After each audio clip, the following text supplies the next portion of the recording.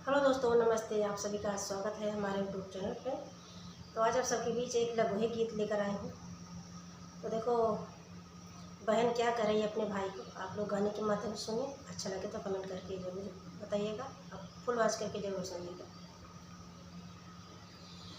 एक दिन औत्या भैया हमारे के देसावा होना, भैया हमारा हो तई का दरिया होना, भैया हमारी ना हो तई का दरिया होना।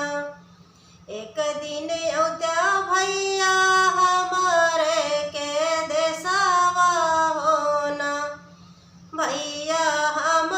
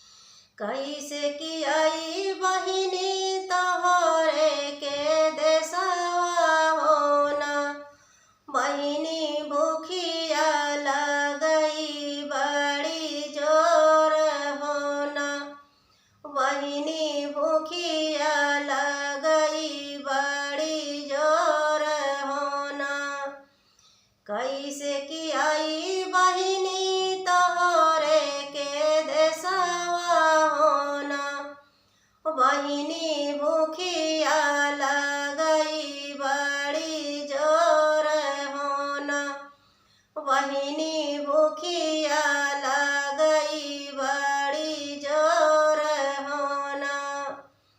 गलिया की गलिया भैया होटल खोलऊ बई होना, भैया जेवत जेवत चलाया होना, भैया जेवत जेवत चलाया होना।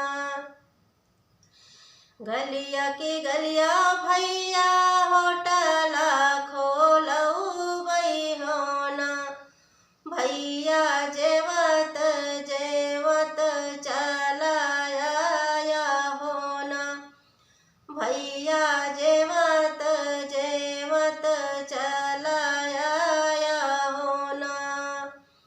कैसे की आई बहिनी तोहरे के देशवा होना, बहिनी नींद लगई बड़ी जोर होना, बहिनी नींदिया लगई बड़ी जोर होना।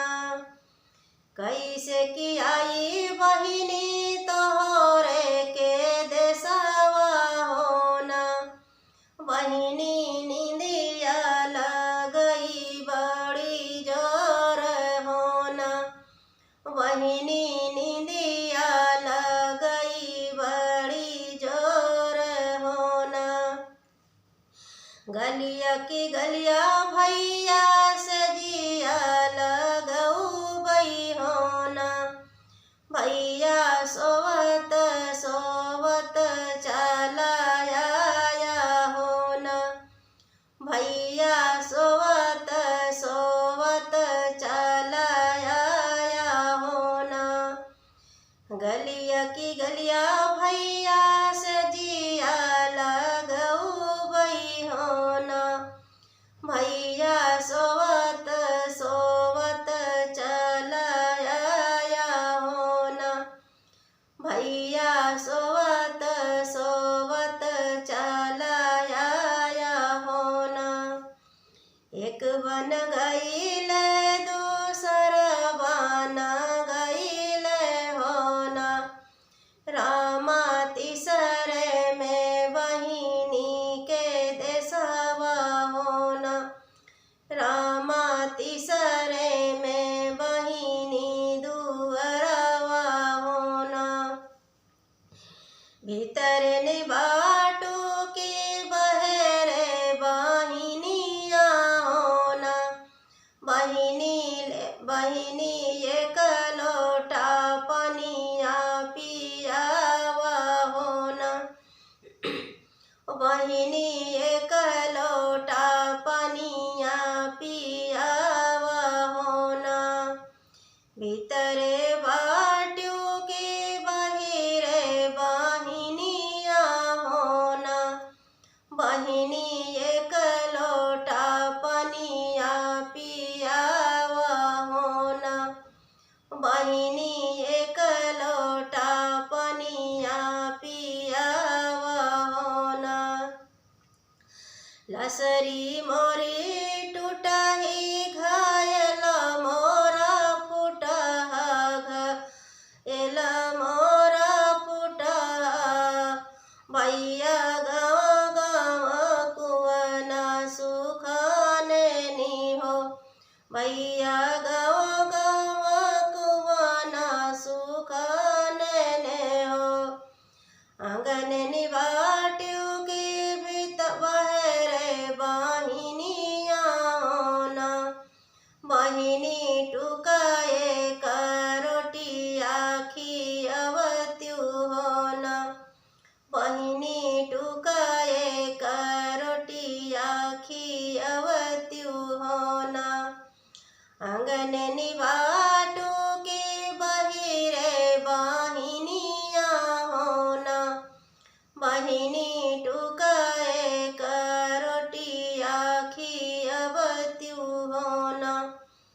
बहिनी टुकाए रोटिया खियवत्यु होन।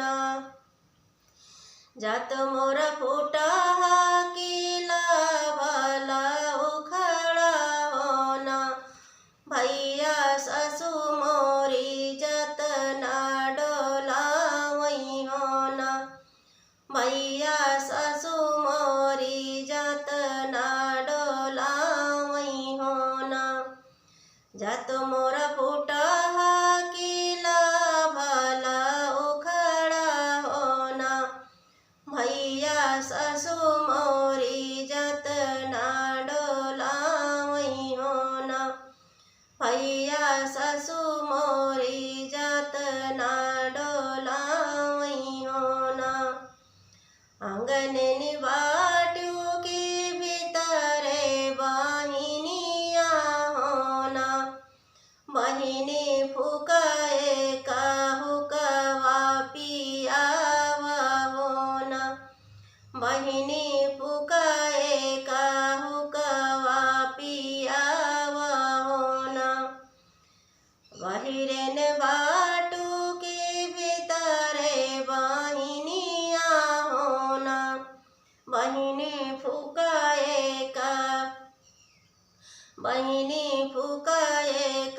हुकवा पियावा होन। हुक मोर टूटा चिलमा मोरी तलकई होन। भैया घरे घरे अगिया बुझानी होन। भैया घरे घरे अगिया बुझानी होन। हुक मोर टूटा चिलमा मोरी तड़कई होन। भैया घरे घरे अगिया बुझानी होन। भैया घरे घरे अगिया बुझानी होन। आंगन निबाटू की बहिरे बहिनिया होन। बहिनी मधुबन कई रहिया बतावा होन। बहिनी मधुबन कई रहिया बतावा होन।